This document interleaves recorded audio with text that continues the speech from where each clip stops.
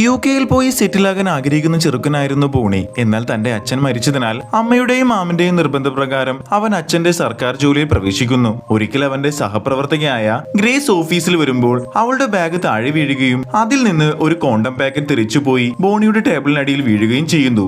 ബോണി അത് അവൾക്ക് എടുത്തു കൊടുക്കുന്നത് ചില രാഷ്ട്രീയക്കാർ കാണുകയും പട്ടാപ്പകൽ ഒരു പെണ്ണിന് കോണ്ടം കൊടുത്തു എന്ന് പറഞ്ഞ് അവർ പ്രശ്നമുണ്ടാക്കുകയും ചെയ്തു. അവർ അത് കേസാക്കിയതിനാൽ പോലീസ് ബോണിയെ അറസ്റ്റ് ചെയ്ത് 15 ദിവസത്തേക്ക് ജയിലിൽ അടക്കി ചെയ്തു. ജയിലിൽ വെച്ച് ബോണി ഒരു മൂളിപ്പാട്ട് കേൾക്കുന്നു. ആദ്യം ഭയന്ന് ആ ഈച്ചയെ കൊല്ലാൻ അവൻ ശ്രമിച്ചെങ്കിലും ഒരു ലെൻസ് ഉള്ള കണ്ണാടിയുടെ സഹായത്തോടെ ഈച്ചയുടെ മുഖം കാണുന്ന ബോണി അവൾക്ക് ലവ്ലി എന്ന് പേരിടുകയും അവർ വേഗം നല്ല സുഹൃത്തുക്കളായി മാറുകയും ചെയ്യുന്നു. ലവ്ലിയുടെ സഹായത്തോടെ ബോണി ജയിലിലെ സീനിയറായ സൈമണിനെതിരെ നടന്ന ഒരു കൊലപാതക ശ്രമം തടയുകയും അയാളുടെ ജീവൻ രക്ഷിക്കുകയും ചെയ്യുന്നു. പിന്നീട് ഗ്രേസ് കേസ് പിൻവലിക്കുന്നതോടെ കോടതി ബോണിയെ വെറുതെ വിടുന്നു. എന്നാൽ ലവ്ലിയോട് യാത്ര പറയാൻ കഴിയാതെ ജയിലിൽ നിന്ന് പുറത്തിറങ്ങേണ്ടി വന്ന ബോണി കടുത്ത നിരാശയിലാകുന്നു. ലവ്ലിയെ വീണ്ടും കാണാനായി എങ്ങനെയെങ്കിലും ജയിലിൽ തിരികെ പോകാൻ അവൻ കോണ്ടം പയ്യൻ എന്ന് വിളിച്ച ഒരു കടക്കാരനെ തല്ലാനും ഗ്രേസിനെ ഉപദ്രവിക്കാനും വരെ ശ്രമിക്കുന്നുണ്ടെങ്കിലും അതൊന്നും കേസാകുന്നില്ല. ഒടുവിൽ ജോലിക്ക് പോകാതെ ഡിപ്രഷനിലായ ബോണി ഒരു തട്ടുകടയിൽ നിൽക്കുമ്പോൾ ലവ്ലിയെ വീണ്ടും കണ്ടുമുട്ടുന്നു. അവിടെ വെച്ച് ബോണി നേരത്തെ തല്ലിയ